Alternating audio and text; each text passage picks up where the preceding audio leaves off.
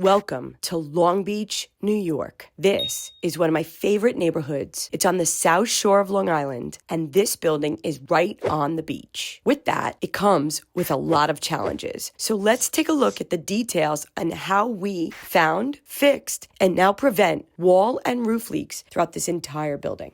We're going to look at these vent pipes. These are for the bathrooms throughout the building. Flashing around vent pipes and steel can be a real challenge. So when you do this flashing detail, make sure that all of the steel is clean and prepared correctly. The rust will kill any flashing and your roof surface. Instead of using a pitch pocket, what we did was we grinded down the steel and we laid in some fleece in the first coat. The second coat, we flood that area and we saturate the fleece. That way it expands and contracts around all of the areas. Make sure if you're doing this material, you prepare the surface above. This will rust and it will ruin your repair. So prepare the surface above and then lay it in and it will last for a long time.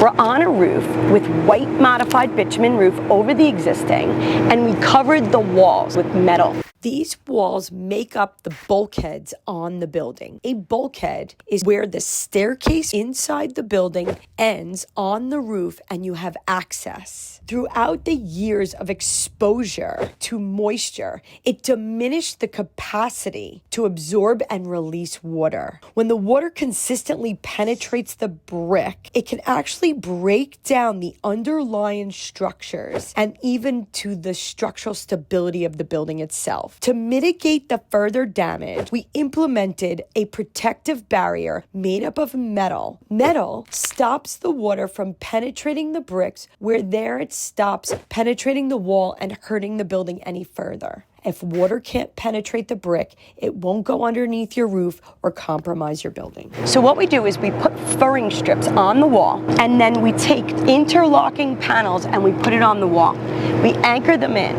On the bottom, we put a drip edge. On the top, we do a J-channel. This allows the water to come in behind and out. At the very bottom, we snap in another piece of cap flashing to cover the top of our roof. So we've got metal panels, drip edge, and cap flashing. Everything is a 45-degree angle.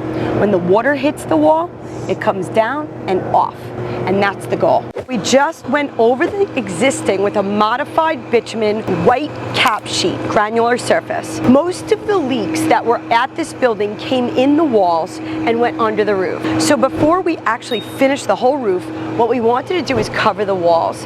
If we stop the water from getting into the walls, we stop it from getting into the building and underneath our brand new roof. So we took big sheets of metal, we put them on furring strips. They interlock with each other, and then we screw them in. This also, if you put a lot in, because we're by the water, we want to make sure that this stays in place and it's wind resistant. At the end of the day, we come in with one piece and we bend it, and this is a J-channel. So we have the wall covered, two-piece cap flashing, and the second piece is anchored in, and the water just comes right off and into the drain. Protecting your walls is a big deal. If you fix the cause of the leaks, then you fix the effects. You don't have to do a bigger project. Sometimes all it needs is some babysitting. So I love this. It's beautiful.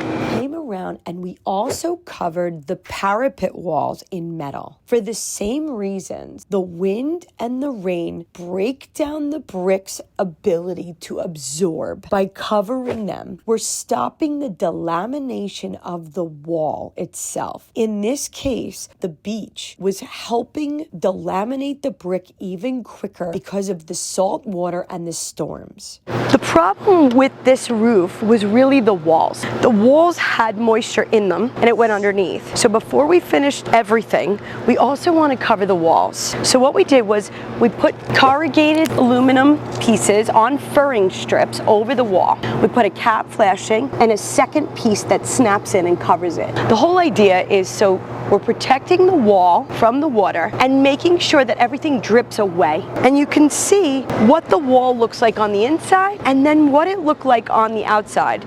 So it's really before, it covers the brick, which are porous. We stop the water from getting into the brick, stopping the moisture from getting under the roof. So what we did is fix the cause of the leaks, and then by replacing the roof or going over the top, we fixed the effects. The cause was the walls, the effects were bad flashing, and the roof. And it's a beautiful job. All white granular surface that reflects the sun, and the flashing comes up the wall and underneath the metal. And here we go. We even started to install it on the outside of the wall. We framed around the vents. Those are cockloft vents. This roof is a wood deck. It has an attic below us, about 3 to 4 foot. Those little vents in the wall allows air to filter through and the attic, and it allows movement and it allows things to dry. So we frame them off and we cover the wall and make sure that the water stops. The other reason we would go so much is because we're on the water. When you have a beach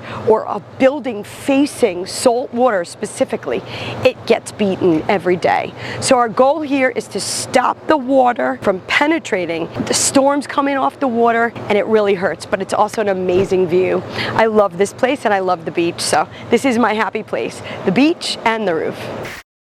All the water went underneath the paving stones. But underneath my roof or the paving?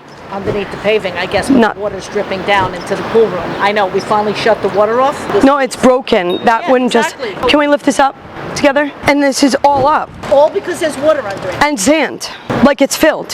Yeah. Yeah, I'm not happy. There's all water underneath it, mixed with sand. You're killing me.